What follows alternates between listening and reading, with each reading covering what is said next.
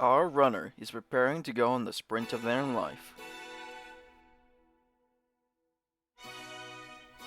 They start to run, and suddenly, the world around them begins to dull. Their body, jolted to speeds beyond human limits. The world whizzes by, shapes and images, now but fleeting masses, discernible meaning lost to the void. Fearful of hitting something, the runner stretches their arm out in front of them to feel for what's ahead.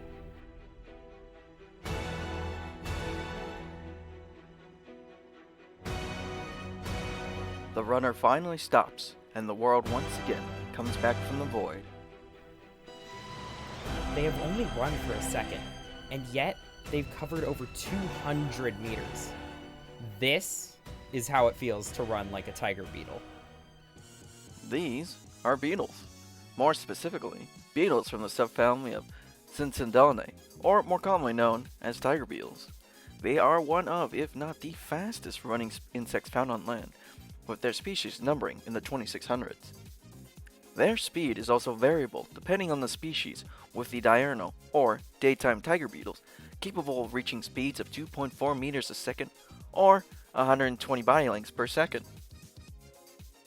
For scale, in order for a human to reach the same speed as a tiger beetle, they'd have to run a 200-meter race in less than a second, as demonstrated by our simulation at the beginning of this podcast.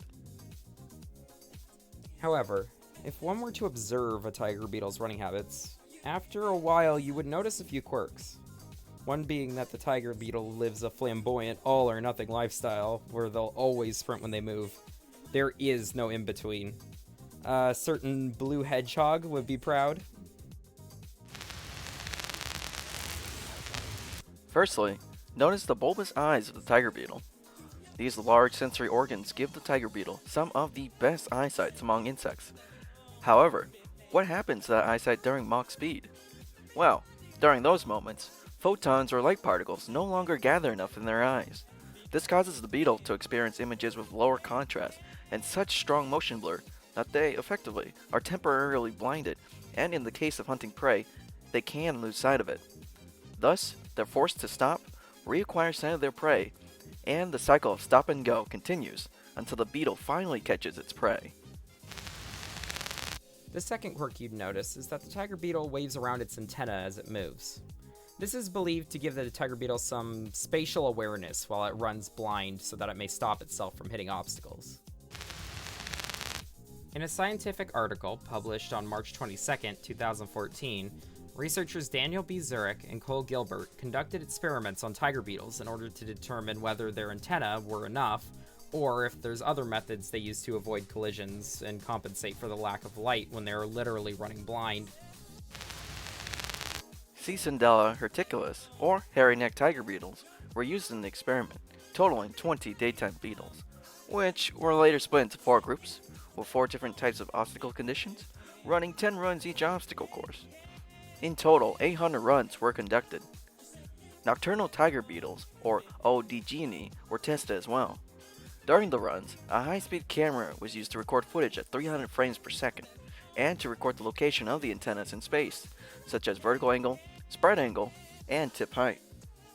The results were determined by the tiger beetle's performance, such as how smoothly they traversed the course, or if they, face planted. Nocturnal tiger beetles would move their antennas up and down at twice the rate of their stepping frequency, which is common for most nocturnal insects. However, the daytime tiger beetles almost always had their antenna in a single position when they moved or stood still, which is rigidly straight forward and slightly pointed downwards. Researchers then ran another test with the daytime tiger beetles, splitting them into the 4 groups. Group 1 were unimpaired tiger beetles who ran with high contrast obstacles, whereas Group 2 had red enamel paint painted over their eyes to blind them. Groups 3 and 4 were, and here's a word to remember, antenectomized, with Group 3 running on low contrast obstacles and Group 4 running over high contrast obstacles. Each beetle performed 40 runs with 2-minute pauses in between runs and 30-minute pauses between course changes. For the unimpaired and blind groups, the antenna was often the first to make contact with obstacles, and face plants were fairly low. However, after the antenectomy, The incident of face planting shot up by 60%. The results of the experiments showed that nocturnal tiger beetles move their antennas in roughly circular or elliptical motions, similar to how other nocturnal insects sense their environment. Whereas for daytime tiger beetles, they rely on their antennas for mechanosensory information about their surroundings, with antenna-nectomized beetles face-planting into obstacles far more often. Vision is, in turn, not necessary for locomotion, but mainly used for catching prey. In conclusion, the tiger beetles are little balls of pure speed that only have two settings, 0 and gotta go fast. They have some of the best eyesight among insects, but their gift of speed hampers their eyesight. However, the tiger beetles have ways of compensating for their temporary blindness, such as stop-and-go tactics and the use of their antennas for spatial awareness. A fun fact: what happens when prey fights back? In Spain, the endangered tiger beetle species there, Cephalota dulcinea, prey on the local ants. But they are a costly prey.